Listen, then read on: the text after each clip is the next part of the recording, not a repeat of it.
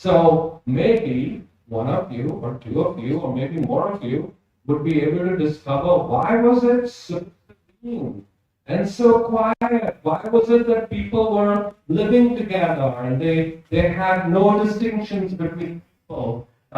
Men treated women well in this valley civilization. So this sounds a kind of peacefulness that was in this valley civilization. But something between 1750 BC and 800 BC, where there was a lot going on all over the world. Globally, there was a lot going on. There were these people that came from it's called the Caucasus.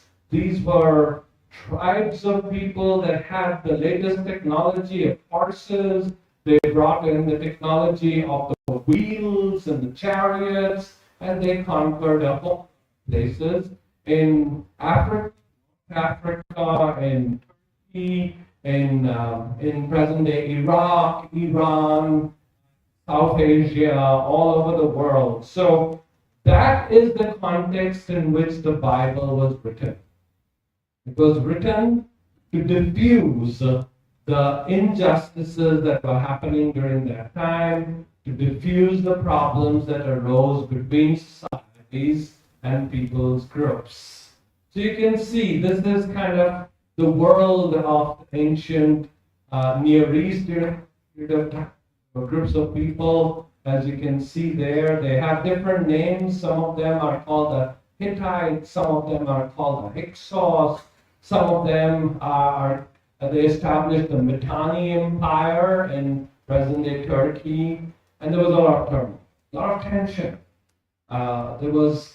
There were poetry that came out at that time that suggested a sense of grave injustice and tension and mourning and so on and so forth. And people are still trying to figure out what is the nature of the text that came out from this period of time. So I think you will have to manage it from there. So the Hittites had the Mitanni Empire, and I've taken students to this part of Turkey, where we have seen archaeological digs happening in the New Egyptian civilization. You find the same thing. And then here in Iran, you have the Aryan Empire that came into being. In Greek, you have the city, the Mycenaean civilization, and the Greek city-states that came into being. And then you have, of course, in the Bible, you have the giving of the Torah. What the Torah does is react to all of that was happening. The disjunction, the bad things that were happening to poor people in those lands, the prophets deal with that. That is the context in which God saved the people from that Egyptian and brought them out through the Red Sea and gave them the Torah. He told them that when you go into the new land, you should not be like the Hittites. You should not be like the new Egyptian empire that came about that did not know. Joseph did not care to know, did horrible things to children. There was genocide of little babies. Don't do that according to the Torah. Instead of that, go and take care of the neighbors. Take care of those people who don't look like you. Take care of those people who are weak and vulnerable. That is the thesis statement of the Torah. There are two things. One is, you shall love the Lord your God with all your heart, all your soul, and all your mind. And these commandments that I give you today will be upon your heart. You shall keep them all the days of your life. You'll teach them to your children. In Hebrew, the words are Shema Israel, Adonai Eloheinu, Adonai Echad. And here's how it goes in a chant in Hebrew. It's Shema Israel, Adonai Eloheinu, Adonai Echad. Be'ahavta et Adonai Elohecha בכל לבבך ובכל נפשך ובכל מאודיך, והיו הדברים האלה אשר כי מצאך היום על לבבך, ושנתם לבניך ודברתם בם. And I can sing the whole book of Deuteronomy for you. How it goes. And then you say, love your neighbors yourself. That's what God told the people who came out of slavery. How many years? 400 years of slavery. What's the context? The context is all of those empires that were established. God says when you go into the promised land, make sure, two things. I have saved you from slavery of those Aryan empires. Dare you ever do that to others? Always be kind, always be gentle, always be loving. And so the prophets, they kept railing and telling people that that's what you ought to be doing. All right, 800 to 400 BC. This is called the axial era. Axial era. This is that period of time when a lot of revolt religions came into being in different parts of the world. So you have Zoroastrianism in Iran, Zoroastrianism in Iran, and I teach my religions. We go through all of these religions very carefully to talk about the tenets of all of these religions. There is Confucianism, Confucius in China. There's Taoism, the teachings of Lao Tzu. They're all about get rid of all this demarcation of people and injustices that are happening to people. So you'll find that. You'll find Buddhism came into being here in India, and Jainism that came into being. These were all religions that were interacting with various forms of demarcations of society and injustices to the people who are considered to be lower level people. And then you have Gnostic religions. I'm not going to go through all this, obviously, in this lecture, but you'll probably go through it at some point in your studies here at Caleb. And then there are the Reformed prophets of the Bible. You have prophets like Isaiah, and you have prophets like Jeremiah, who will say, what are you doing? Do you remember that time that you came out of slavery and how you were ill-treated and mistreated and you were abused and genocide was happening? You're doing the same thing. Don't do it. What's wrong with you? And the people in power said, well, we are in power now, and we will do whatever we want to do. And the prophet said, now be careful, because you will go into exile. You will again go into slavery. Don't do that. So that's the big answer that is given between 800 and 500 BC. Unfortunately, the people don't listen to the prophets, so they went into exile in 586 BC. The northern kingdom of Israel was destroyed in Caleb in the year, go ahead, 722 BC, 722 BC, and then the temple was destroyed by the Babylonians in 586 BC. Why? Because they didn't listen to the teachings of the Torah. So,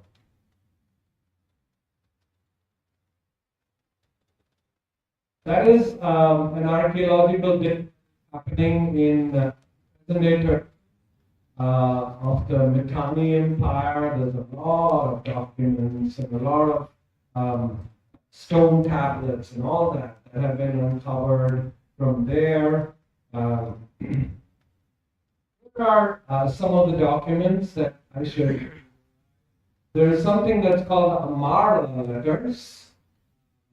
And this is from a king whose name is Tishraka, who who writes these letters, and it's important to read some of these letters because these talk about the kinds of things that these kings wanted to do. What was society like?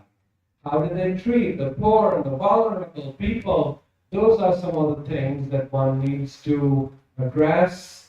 As you look at some of these documents, you come to realize that there's a lot of things that were going on. This is one of those clay tablets of the kind that's there on the first table.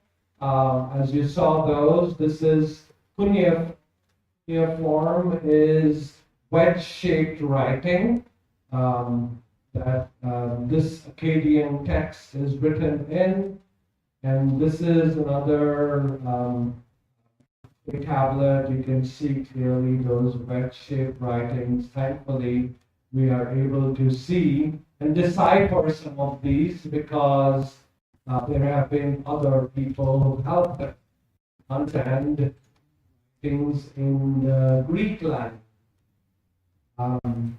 Here are some of the words. Anish, Akunish, Aruna, Uruwana, Intar, Intara. Does it sound familiar to you? Indra, do you see that? Mitra. Does that make sense to you? So you see Mar, Du, Ishtar, Nahiti, Ashur, do you see that? Ashura. So you see commonality in language between the Mitanni literature and literature across the globe. So this is a global thing. We're not just talking about one particular part of the world.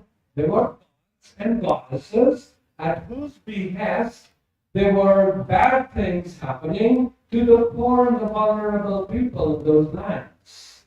Let's look at some more here. There's Aika.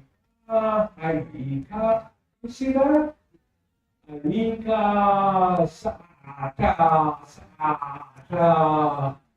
That is all Mitanni language. This is found in the Ugaritic texts, which is similar to what we have. Do you see the Bidia, Shu, these horses, and horses were raised, as friends were raised, and these horses were used for demolition of the societies that they conquered. This is about the beloved horse of the people who are kings. These are people who are in power. And then there is the fast chariot. That's what they brought. That was new technology. It's like the technology of going into space that we have nowadays. Going to Mars, going to Moon. That was the new technology that the ancient Aryans brought across the globe. There's Mahani, the divine necklace that was given. Intaruta, which is a person who's empowered by Inta. This is a person who has this divine power because Inta has given the person this divine privilege. So you see that relationship again with Indra.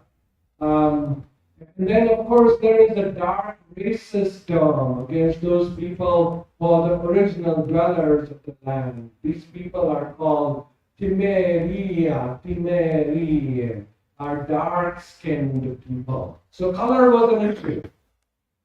They were lighter-skinned people, the Aryans that came from the Caucasus, and the people that they conquered are dark-skinned people. Now, why are we doing all this? Because the Bible deals with that over and over again. When we read Song of Songs, there's a woman that sings a song. What does she say? Don't look at me with those kinds of eyes. I am dark. but I'm comely. The Bible deals with those issues. There is Abraham and Sarah we talked about, who were people that were not like the Syrians. They were brown skinned. But they decided to do bad things to whom? To Hagar. Do you remember that? Why? Because she was dark skinned, black. So unfortunately you see that all over. Then there is trees and serpent gods. Chan, Pooh. And these people desire, the people that worship the serpent god, they wanted to have, in the name of religion, they would have sexual encounters with low-class women that lived in these places. Serpent that seeks them out. And then, of course, there's names of cities. Can go there. There's Almanu, which is the place where Syrian men would dwell. There's Mar, and then on the sun god, and Akhenaton is the sun. This sun god.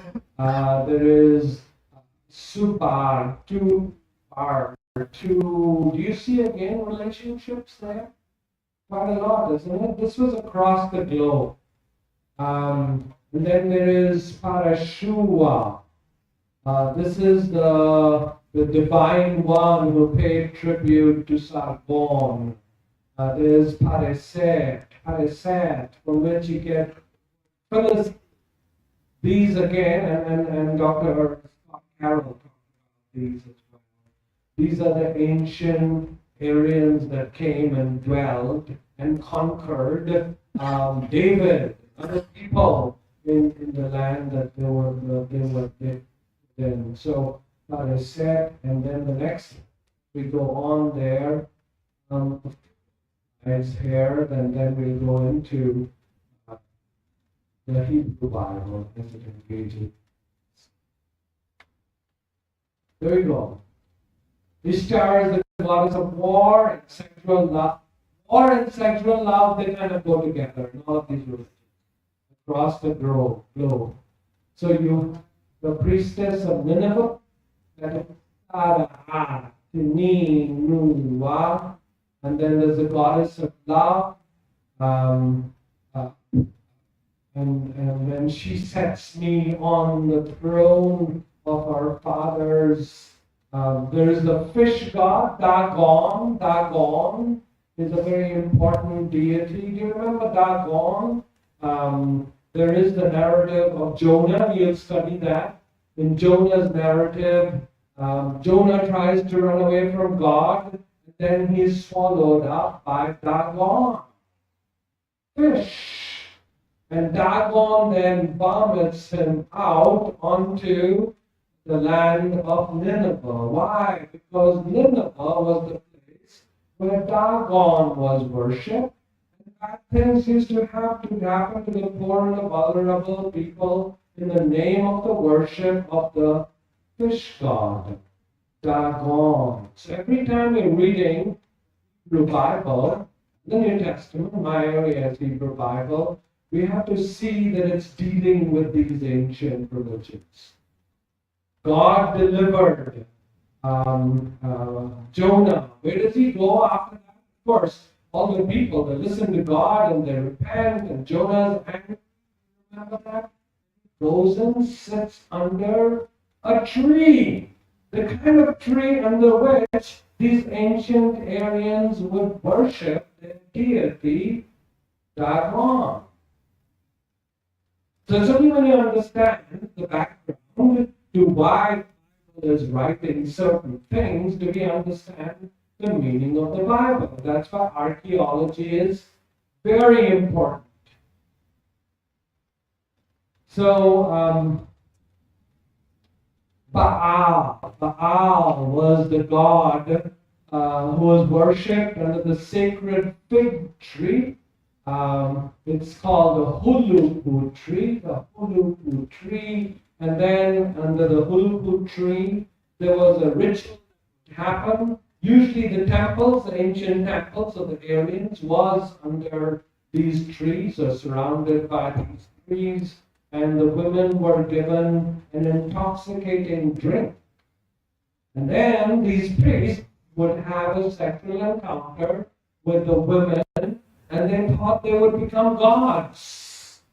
They thought they had divine power to go and conquer the world.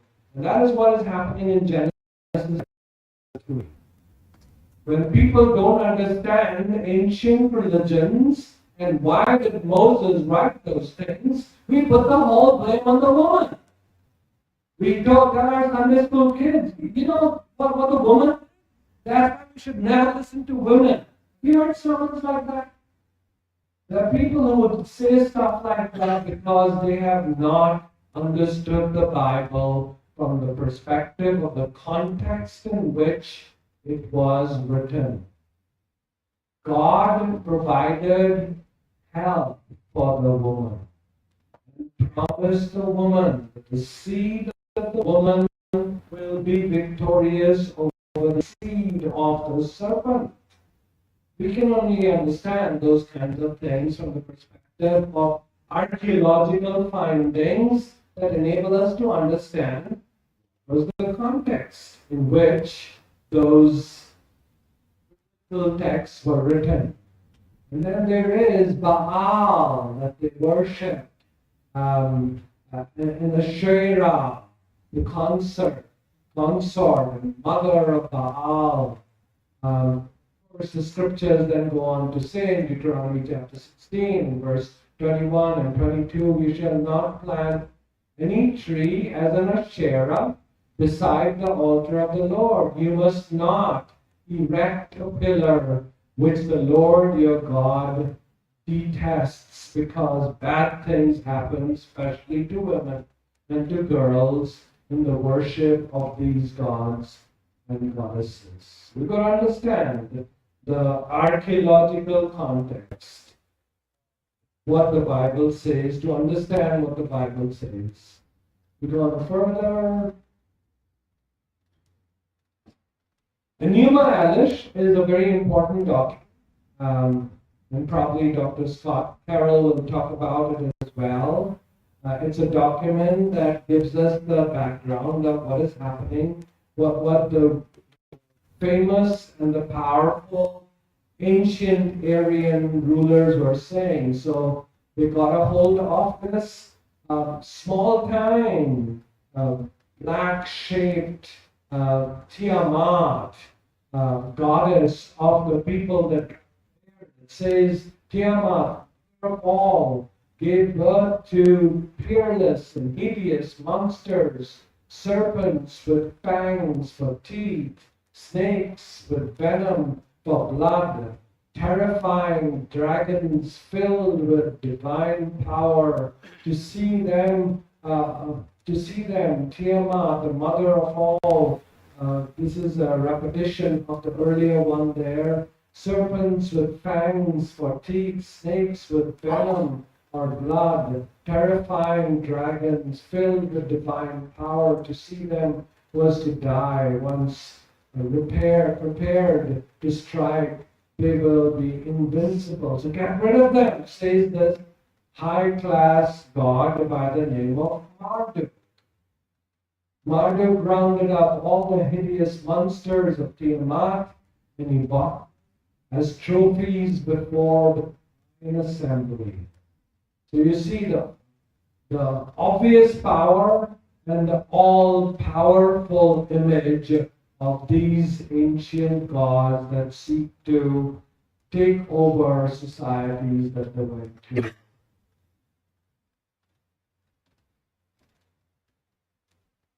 And then it goes on to say, I will need the blood of Tiamat, and Aborigine will be his name. These were the original dwellers, the tribes that lived in those areas. Verily, slave man I will create. He shall be a slave to the gods, that they might be at ease. It was Kingu who contrived the uprising against Marduk, the high-class Aryan god, and made Tiamat. They bound him and held him before Ea. They imposed on him his guilt and severed his blood vessels. Out of his blood they fashioned the low human beings for forever to be regarded as people who should serve the higher human beings. Does that make sense to you? And to counter that, the Bible says what? Genesis chapter 1, 26 and 27 says, and God created human being, Adam. God created Adam, human being, man. In the image of God, He created them, both male and female were both created in the image of God. That is the biblical response to this. Does that make sense to you? Genesis chapter 2 and verse 18, it says, and God wanted to create an Ezer Kenegdo. And in the King James Version, that is translated as a helper that is suitable for him, or the helper, help meet for him, as if the man is this person strutting around and the woman is low down here and she ought to be the helper. Unfortunately, we do a lot of that in society, isn't it? The Hebrew word there is used of God throughout the rest of the Bible.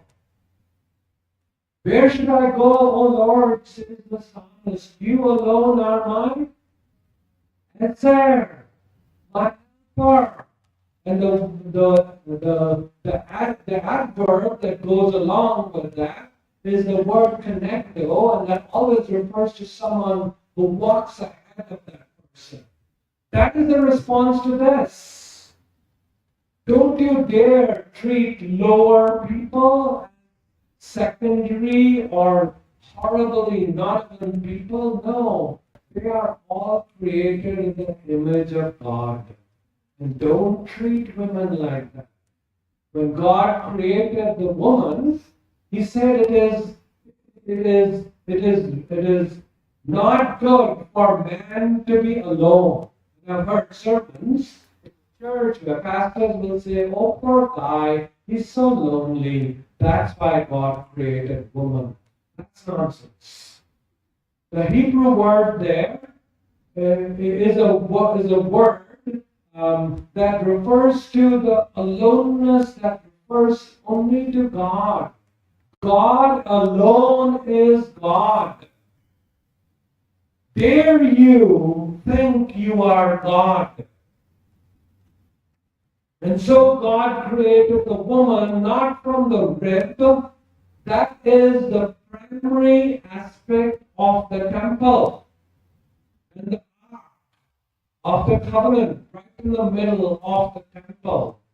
So it wasn't through some rib that God created the woman. It's the inner essence, the essence that held the human being together.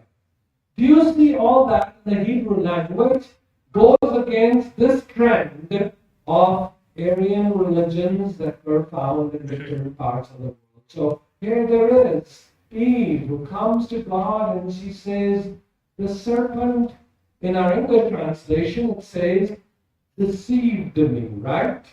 When we read it in alongside that word, nasa, when we read it, in conjunction with the Ugaritic, in conjunction with other archaeological documents that we have found, actually is the word.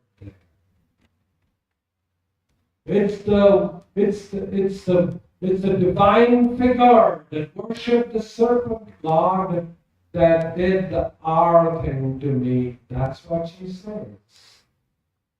And we miss that. How do we get it? We need to read it in conjunction with archaeological digs and findings that Dr. Scott is talking about. Let's go to the next one here. Genesis chapter 6. Why did Noah's flood happen? And a lot of times, we give Sunday schools, our Sunday school children the story. We say, all the people were bad. God said, I'm just going to kill everybody. So Noah and his family got into the ark, and Noah shut the door, and all these people are saying, save us. Noah said, no, die, die. Because my God said, die, die. What's that? That's genocide. Right? And so we need to read what did the ancient commentaries say. That's why you have those commentaries there. The Targum text that's there. Do you remember that? The Targum text is a commentary of Genesis chapter 6, not that precise one. You find the Aramaic commentary on the Genesis 6 text. And here's what it says. It says the sons of God, Genesis chapter 6, the first part, were having sex with common low-down daughters of common low-down people. And as a result of that, according to this ancient commentary called the Targums, there was widespread disease. We don't know what it was, but it was some kind of a sexually related disease. The flood was God's act of of mercy. People were dying horribly because of what the sons of God were doing to the daughters of common beings. And because of that, God sent the flood so that there would be cleansing. That's very different from how we understand it, right? That's why it's important for us to read ancient commentaries of the kind that are found in the Targums, or in what is generally called as apocryphal material. Very important material to read. So, different light, right? And then there are Judah. That's the narrative. And when Judah is this person who pretends to be a high-class person, and he just goes and he has a sexual encounter with his own daughter-in-law, whose name is Tamar. That's Genesis chapter 38. How do we understand the background to that? Again, we need to understand what was happening through archaeology. Find out what was going on there. Who was the woman? What did he think Tamar was when he went into this place? And she says to him, well, why don't you give to me your signet ring, your this, your that. And actually that means he gave her a signet ring, he gave him all his credit cards. His credit card number 1, credit card number 2, okay, you have it. Everything, his whole life was given to her. And then she finds out that she's pregnant, and he says that, death. Well, nowhere in the Bible it says that. Where? Where do we find out? We find that in ancient documents, through archaeology, that people did that. And so she comes, and he says, you're going to die by burning. And she says, yes, by all means, go ahead. But I want to let you know that I'm pregnant to the person who owns credit card number 1, credit card number 2, credit card number 3, the signet ring, everything is there. And he says, you know, you are really a just and righteous person. How do we understand that? By studying what we have found out, what we find through archaeological dates. What kind of a woman was she? The word that's used there is a very unique word that describes women who were taken to sexual slavery as a result of a religious practice that was carried out by these ancient Aryans. And then, of course, you have Jochebed and Miriam and the Jewish literature that comes from very ancient times that was found in the Dead Sea Scrolls would say that these women were actually the Hebrew midwives, whose names were Shiphrah and Puah. Shiphrah, the restful person. She's the one that gave birth to Moses, and her daughter was there with her. The same nursing, making sure that the baby boys don't die. They would have been killed by the Aryan Egyptian king, but they didn't care. And so God used them to bring about the birth of the son, Moses, who then goes and does amazing stuff. So it's important for us to read some of Rahab. How do we understand the city of Jericho and what was happening there in this Philistine kingdom that was established during that period of time? Again, we need to read the archaeological digs, and we need to understand what are the documents that will enable us to understand who Rahab was. Why is it that she turned towards God? It's always the weak and the vulnerable throughout the world who turn towards God. Usually women. Usually women and children. Why? Because they are the ones who suffer the most. And so Rahab turns towards God because she was treated as a religious prostitute by the rest of the who is who in that world called Jericho. And then, of course, the wife of Uriah the Hittite. Who's Uriah the Hittite? Hittite is the Aryan people. Remember we talked about that? They're the white people. And somehow, in David's kingdom, David is a brown person. In his kingdom, there was a warrior. His name was Uriah the Hittite. His wife's name was, we know it later on, as Bathsheba. And he just goes for a walk, right? And he looks down and he sees a woman bathing. Do you see a woman bathing when you're on the balcony somewhere? No! Who does that? That's all, right? But that is what the ancient Hittite kings used to do. They didn't care about people.